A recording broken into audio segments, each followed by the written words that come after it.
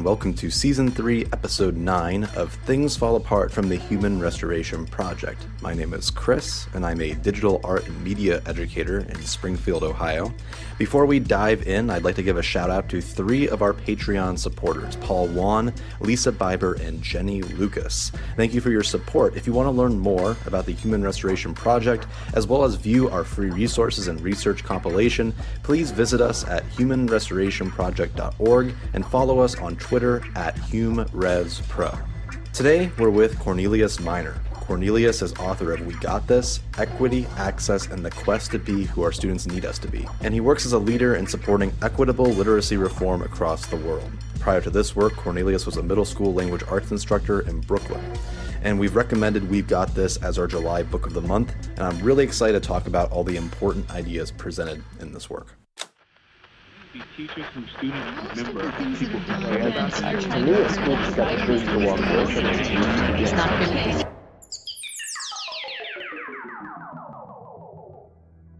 Let's just dive right into the questions, and we'll just see where our conversation takes us. So, what was the inspiration behind writing this book?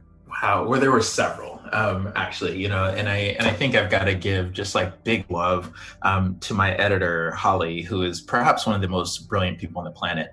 But the inspiration really, for me, came out of an intense desire to see like good things happening for kids, that I've got one of the best jobs in the world. My job is to support teachers all over the country and all over the world. And one of the things that I started seeing as I went from school to school is I started seeing that the same kind of kids suffer no matter what community we're in. So if you are born Black or a girl or gay or, to poor parents, it seems like, you always catch the worst end of school no matter what community I went to. And so that started to kind of give me this real kind of professional discomfort. And I would get angry as I would go from school to school to school. And I'm like, yep, the same kids are in the basement, or the same kids are in, a specific track, or the same kids are not getting a chance to do enrichment, or the same kids are always in intervention. And so I just started asking those questions and wanting to approach those in a really constructive way. I think that when we have these conversations sometimes, they are fueled with intense, not even anger, but rage. And I get that. And there are, that our profession, we're teachers, and that means that we're mostly white women. And one of the things I'm finding is that white women don't really respond well to my rage. And so like, how do I communicate these things in ways that feel like really, really productive? And so the book is a conversation that I've been having with myself for a really long time that I wanted to have with the rest of the educational world. Yeah, that's really interesting, and I appreciate the fact that you shared this message in this book, and I really like the way it's written, both from like an author standpoint, but also just the way it looks. Like, it looks pretty cool. Yeah. I like the comic book aesthetic. I like the oversized, colorful pages. It's way more exciting to read than, let's say, like Paulo Freire or something. It's cool. Exactly, and that's what I was going for. That I've got these ideas. And again, that's the second inspiration. So how do I communicate these really heavy things in ways that people can receive? And comic books have been my first love for a long, long time. When I think about my own connection to literacy, I'm a language arts teacher. And when I think about my own connection to literacy, much of it is rooted in comic books. That one of the very first books that I read from cover to cover was Dwayne McDuffie's Hardware #1 in 1992. And that book has stuck with me. So no matter what I've done in terms of graduate school or my own publishing, that book always resurfaces. And so Dwayne McDuffie, what he set out to do with his Milestone Comics imprint, is a huge part of my literary DNA. And so when I wanted to craft this book, I really turned to what I learned from reading Hardware many years ago.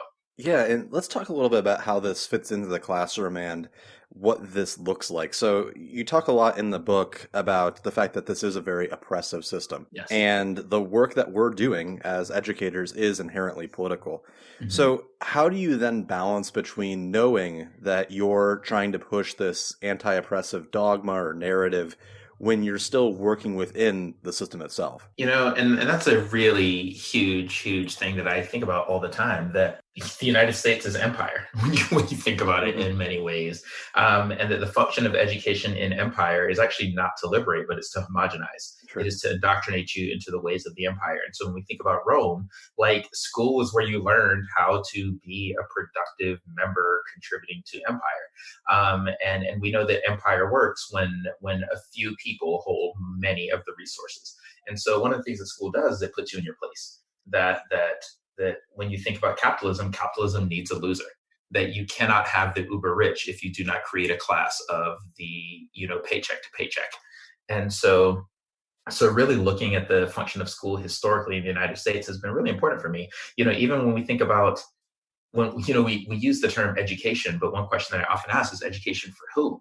Because if you were indigenous at the erection of the US school system, education was designed to literally divorce you from your culture. If you were born a girl, education was not for you. If your parents owed money, education was not for you. And so when we think about, we like to say education for all, but we say it in this ahistorical way where we're blind to the history that we have inherited from our forebears. And so when you look at what school does in a contemporary sense, much of what we call school are a set of customs and habits and traditions that we inherited from our days where school wasn't designed for people like me. And so I think one of the things that I realize is that when you are in a system, you can either choose to operate as expected in that system, or you can choose to not. And so I use the kind of metaphor of a cog, that if you've got a machine that continues to work in one way, and I recognize that, yeah, in many ways I am a cog in this machine, but I can refuse to turn. And if I refuse to turn, the whole machine breaks. And now one of the things that we know that happens is when the machine breaks, they're going to call a repairman, and that repairman's going to shine a flashlight on me. And so like, what's up with this cog that refuses to turn? And so to be in the machine and to know one's role and one's place, but then refuse to perform it, I think is a really it's a bold thing. And that's what I want this book to do in many ways. Is I want this book to help people to design ways to refuse to turn. And again, we know that the repair person is going to show up, and the repair person is going to have this flashlight shined on you. And I wanted to write the book that says when that repair person shines that flashlight on you for refusing to be the cog that turns, one of the things that happens is that repair person wants to replace the cog. They want to take the cog out. This cog isn't turning, and I want to replace it with another one. And so as a teacher, you like one of the things that I think about all the time is I've got to make myself irreplaceable. So if that repair person comes to remove the cog that won't turn, I've got to be so great at what I do that I can't be replaced, and the whole machine has to redefine itself. And so I just kind of asked the question. I was just like, wow, what if I could encourage lots of teachers to do this? And so lots of little machines would have to redefine themselves in response to the people that we could reach through this book. I really like that a lot. It reminds me of Jonathan Kozel's work with like building a coalition and Yeah. like having the parent and community backing, and no one can mess with you. It feels like it's heavily inspired by the work of like community activism. Exactly. Almost. I mean, and I've been an activist all my life, so that so this book is simply an extension of that, and I read Kozel 20 years ago, and and just like that idea that, yeah, here's a thing that we can do. And so I think it's no accident that I've leaned on all of these people who have been doing the work, my own family, my own community, my own ancestors, in addition to all of the ideological ancestors that I have through the literature. Yeah, let's talk a little bit about then what that work is. And obviously, someone would need to buy the book in order to dive into all the different portions. But I want to focus in on a few specific things. So at a point during the book, you talk about this distinction between monologue and dialogue, as in students have the answers and we're there basically to understand them and inspire them to do other things or deeper things. Could you go into more detail about what that looks like and why that's important? Absolutely. So much of what I call Hallmark branded teaching, that there's like kind of the real gritty work of teaching, and then there's what they show you on the Hallmark Channel, or what they show you, in Michelle Pfeiffer movies, or Hilary Swank movies. And I think that we, as a profession, have really subscribed to this Hallmark brand of teaching, where we say things like, "Oh, I believe the children of the future," and love the kids, and all those things are really, really beautiful statements of ideal. But I think they undermine our work. And so we say things like we believe the children are the future, but then we engage in teaching that is all monologue. So I've got an adult at the front of the room pontificating, and if we truly believe the kids are the future, then we believe that they have the answers, and it's our job to help them to really like amplify those. And so one of the things that I've been thinking about is my pedagogy itself, that how much of the teaching and learning that happens in the classroom is my voice and how much of it is kid voice. And one of the things that we know that is often said in education is the person doing the most talking is doing the most learning. And so one of the things that I've been thinking lots about in a very simple way is how do I design pedagogy, classroom practice that puts the intellectual labor in the hands of the children, that if I'm standing in the front of the room doing all the intellectual labor and people are passively listening to me, then no learning is occurring. That's indoctrination. But I think, when we hand power to kids in this way, one of the things that means that for me is I've got to decenter myself. That so much of teaching has become this kind of cult of personality about the teacher, and really it has to be about the community of kids that I'm serving. And so I'm really interested in, again, to answer the question in really specific ways, of moving from this like teacher monologue to authentic dialogue where we are engaging with children about crafting sustainable futures for them.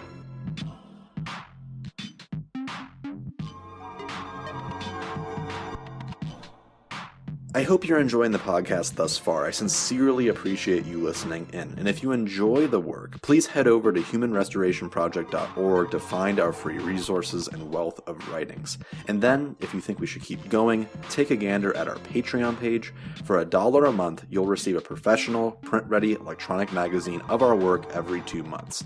But as always, all of that work is available free online.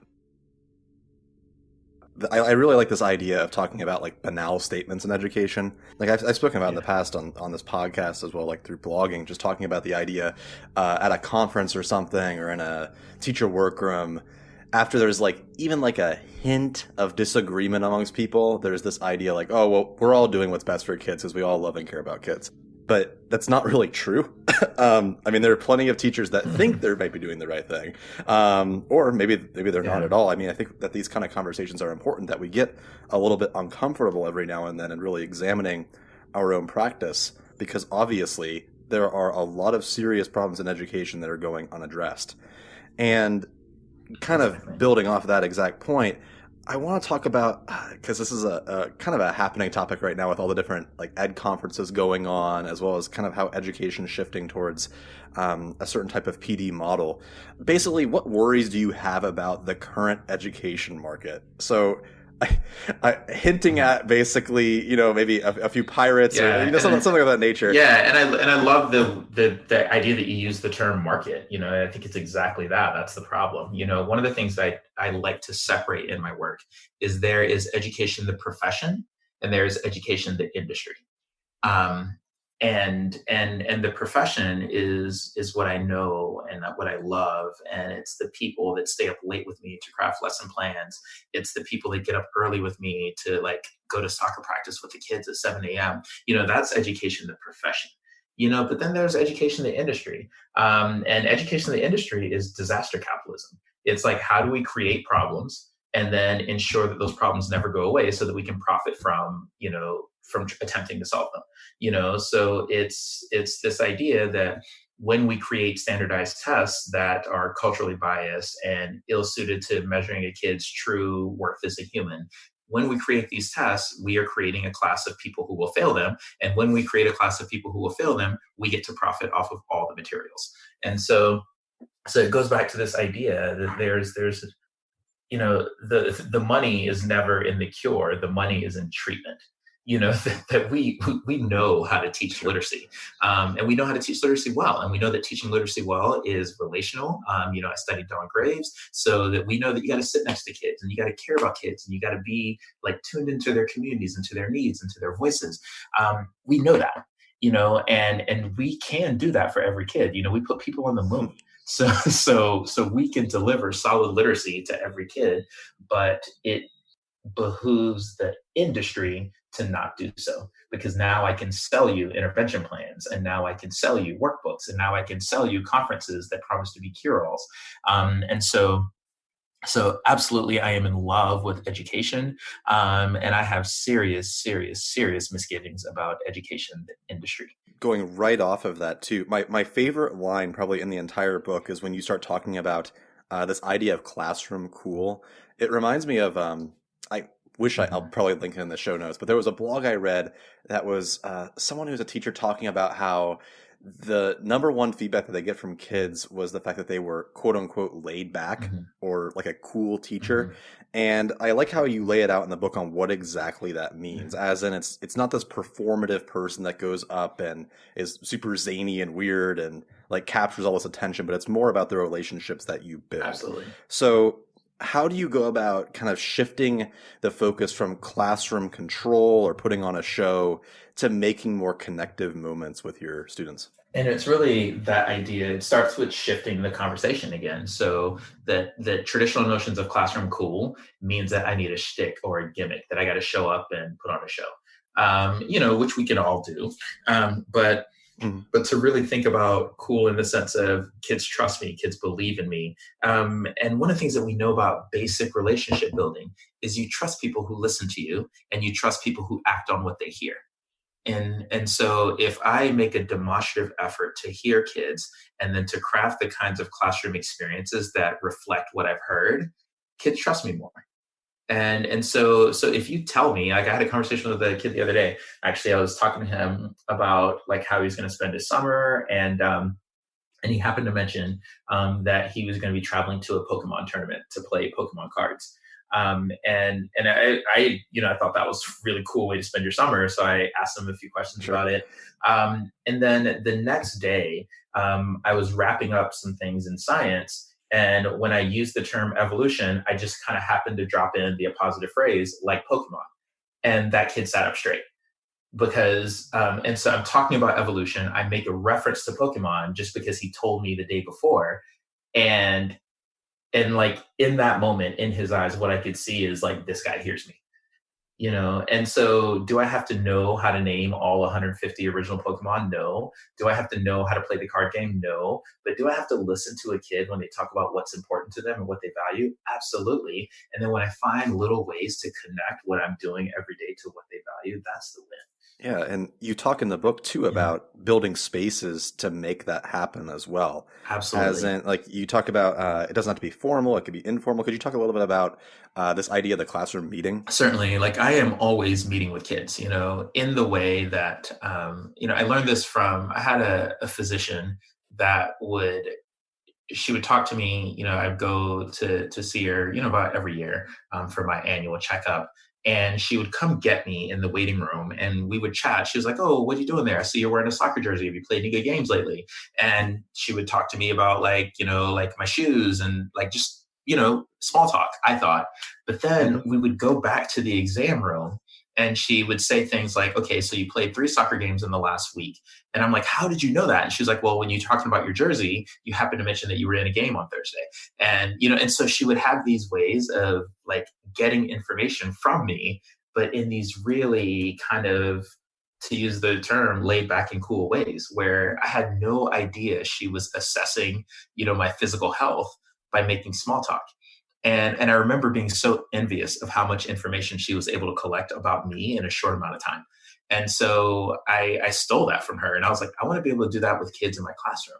Like, I want to be able to make small talk that teaches me about kids and their lives, and that I could use and I could act on it. That I receive. She's probably the best physician I've ever had in my life because everything I said like mattered to her and she used it to her advantage in terms of my physical care.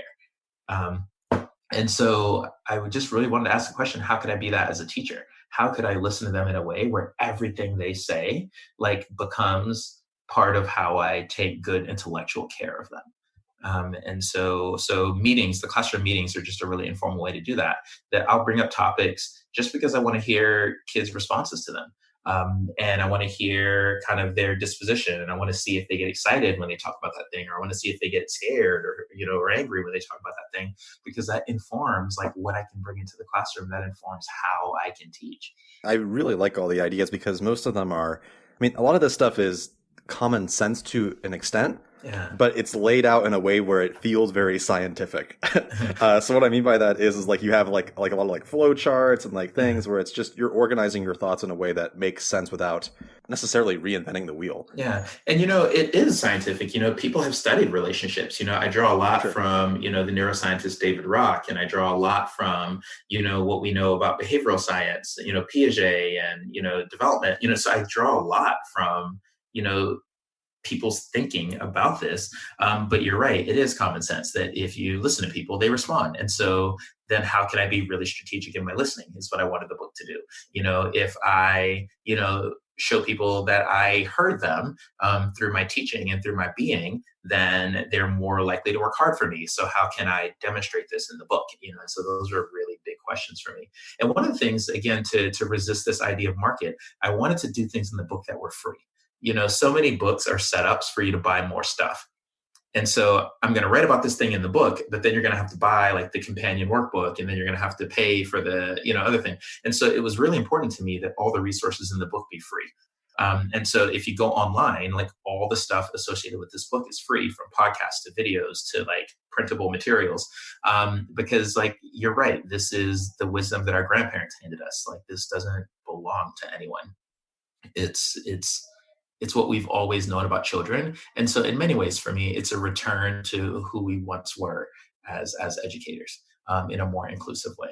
Yeah, so let's kind of shift conversation then to talking more about the system itself and how you go about changing things within said system beyond just your classroom or beyond yourself as just as an individual. Mm-hmm. And there's a segment in the book where you talk about colonialism and how oppressors tend to fall into that role after failing to fight oppression for a lot of time, drawing from like Freire or like Baba or something. So could you talk a little bit about the connection that, there's veteran teachers that say something like, well, I'm set in my ways, which is usually not the thing that you want to hear, because that's followed by something that's really bad. Yeah. Like they're not open to changing in any way.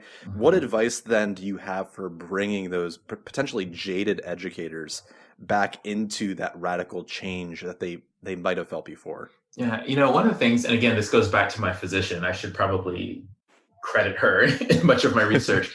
There was I'm a skateboarder, and I banged my knee up pretty bad one year, and I had to go have a procedure. And it was a pretty intense procedure. They had to go in with a laser and get something. And I don't know if you've ever had a knee procedure, but you're awake during the whole thing. So they put like this blanket on you, and so you can see the whole thing happening. Like, you're numb from the waist down, but you can see everything they're doing. And I'm a nerd, and so before the procedure, like 2 nights before the procedure, I went online and I watched every video of that procedure that I could find. And so I watched the procedure being done on the left knee, on the right knee. I watched the procedure in old people and younger people, and so I just wanted to be like, I wanted to know what they were going to do to me. And so by the time I showed up for my surgery, I had probably seen the procedure 30 times performed already. And so I knew what I was in for. And so, they kind of like numb me. They start their work on my knee. And about 2 minutes into the procedure, I stopped my physician and I was like, wait, I've seen this procedure and you're not doing what they did in the video. Like, what's up? And she kind of looked at me and she put her tools down, and really calmly, she said to me, she's like, Cornelius, the video that you watched was 8 months old. Like, we have much better medical technology now than we had 8 months ago. So if I were doing what you saw in that video from 8 months ago, that would be malpractice today. And it was just such this clear statement of purpose and understanding. She was just like, yep, everything you saw in the video was correct 8 months ago. But like, I know more now. And you would sue me if I did that procedure right now to you. And I think about my teaching in the same way. It really caused me to reflect on my teaching, that the thing I did 8 months or 8 years ago, like, we know a lot more about kids, and we know a lot more about reading and math and science. And so that we're still teaching like we taught 8 years ago, that we're still teaching like we taught 80 years ago, is highly problematic to me. And that if we truly, and I think so much of teaching, we say we want the best for kids with our mouths, but then we do what's best for us with our efforts. And so the teacher who says that they're set in their ways ain't here for kids. And I've been really clear about that in public, that when people ask me about my politics all the time, I say that I'm radically pro-kid, that it is our job to create opportunities for children. I think that no teacher would argue that we are ultimately teachers because we want to create opportunities for kids, and really because we want to eventually teach them how to create opportunities for themselves and for others in their community. And so that being said, anything that abridges opportunity for a child is my enemy. Like that. And so if my belief in yesterday's teaching is limiting a kid's opportunity, I got to stop that, you know, and I think that that's been really important. And so when talking to those teachers, one of the things that often happens in community discourse is we make it about the person. So we're like, oh, that person is a bad person because they want to do this thing. It's not about the person, it's about the work. And so often when I talk to those people, yeah, like you're here because you love kids, but let's work in smarter or more efficient ways. And I guess actually this builds into the final question. I'm really curious about your thoughts on this because it's something that it's like a really awkward thing to talk about because teachers don't usually like getting too political. But at the same exact time, if we're going to be radically pro-kid, I mean, there's no denying it. There is systemic racism, systemic classism, serious issues where, you know, kids come into our rooms that it's very difficult to give them a satisfactory education because they don't have food or, you know, they don't have, you know, basic human needs. So is there a place for teachers to be banding together for political organization in order to change these systems of inequity that are occurring? First of all, and I think it's really important to name that teaching is political. That the greatest lie that hegemony ever told was that our work is apolitical. That you know, our salaries are decided in some communities by vote. You know, that's political. You know, that school districts are made and gerrymandered by city councils. These are political. That budgets are made, you know, and so literally the food that I put in my mouth that I draw from a paycheck that I get from New York City, that's political, you know, and so for the belief that teaching is apolitical, we're lying to ourselves. That the city councilman that I elect dictates how much money I take home every month, you know, and the city council people that I elect dictate like the curriculum that we adopt, the textbooks that we buy, the resources that we're allowed to share. And so teaching is inherently political, but I borrow a lot from, I have a great mentor, Bob Probst. And one of the things that he has pointed out to me time and time again is, you know, when we kids come to school in kindergarten and we teach them kindness, right? And so the first lesson you learn, I've got a 5-year-old daughter who's starting kindergarten this fall. And the first lesson that you learn in kindergarten is that you are kind to others. And if we teach kids to value kindness, we are implicitly condemning those who promote cruelty and indifference. And so that I'm teaching kids in class to be kind, that's an implicit condemnation of politicians who are unkind. You know, that if I teach kids to judge individuals on their merits, that's an implicit condemnation on those who judge based on stereotypes. And so even my teaching is political. So like, yeah, kids come to kindergarten, I'm like, yeah, be nice to others. And yep, so that is a statement on those politicians who use their office to not be kind to others. And I think when we really look at what we're teaching, everything is political. You know, that I'm a reading teacher. I teach kids to value information. And one of the things that Bob Probst has taught me is that when I teach kids to value information, that's an implicit condemnation of those who create misinformation. And so I'm teaching you to value evidence in my classroom. And we've got certain politicians who do not value evidence. My lesson that teaches you to value evidence is a condemnation of those people. It's implicit. And so everything that we do is political. I mean, it's obvious that educators have a lot of work to do, especially in certain segments of the country. Given the fact that, I mean, there's literally concentration camps going on right now. So, I mean, there's a lot of work to do. Exactly. You know, and that's, and that's been, it's when we think about oppressive systems, and this is why school, this is why I choose to work in school, that for the most part, most of the kids that we encounter will, hopefully never be in a camp, a state sanctioned camp. Most of the kids we encountered will not be murdered by the police. Most of the kids that we encounter will not be, victims of some, voter, disenfranchisement. But all of the kids that we meet will encounter a teacher. And so when I think about state-sanctioned violence, much of the state-sanctioned violence that is suffered by children happens at the hands of school and teachers who work in them. And when I talk about violence, I'm not, I don't mean like putting your hands on kids, but when I think about, there are many scholars who have noted that when somebody as powerful as a teacher constructs a world through books and text and media and experiences, and they construct a world and I'm not in it, that's an act of violence. And so if I'm a teacher and I've got books that don't reflect the true diversity of the community that I serve, and kids don't see themselves, or there are vast silences in the curriculum, kids go home feeling less than human. And that's an act of violence. If I'm a teacher and I fail to see the full humanity of my children with disabilities, that's an act of violence. If I'm a teacher and I fail to teach in ways that honor how kids learn, that's an act of violence. And so again, we live in a world where not every kid is going to encounter a bad cop, or not every kid is going to encounter a state-sanctioned camp, but every kid encounters a teacher. And if that we're perpetuating these implicit and silent acts of violence, then it's just as bad as the other things,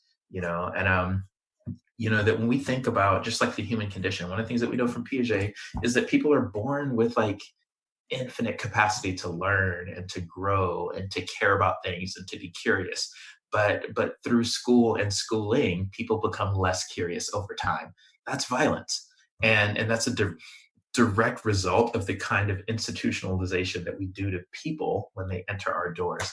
And so I really wanted to use We Got This as an opportunity to undo that kind of violence, because if we can undo that really benign violence that happens in classrooms, that will give us the practice to undo the more vicious forms of violence that we're seeing in our headlines today.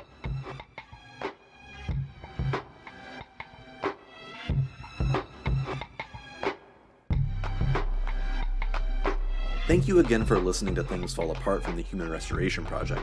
I hope this conversation leaves you inspired and ready to push the progressive envelope of education. If you have time, I'd love for you to leave us a review on iTunes, social media, or anywhere that you see fit. I mention iTunes specifically because the more ratings we have there, the higher we rank on the education podcast list. And the more listeners we have, the better we're going to do.